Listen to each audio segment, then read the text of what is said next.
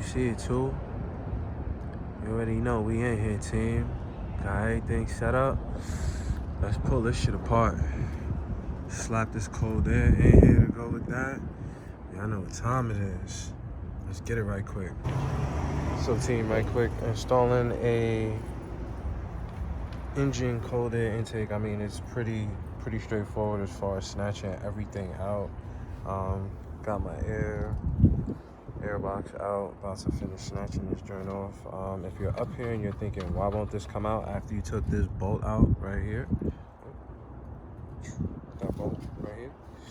Come down right over here, and there's a bolt right there that's holding it in right here. Take that off and you'll be good to go to get in there and finish disassembling this and then taking off the rest of your stock intake. Yeah, I already see what it is, team. In here, cold air intake and fully bolted down. I'm about to start this bitch up and see what it sound like.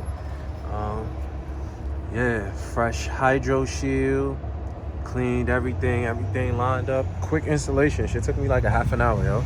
Nothing crazy. I slapped the bumper back on here real quick. So let's see what it sound like.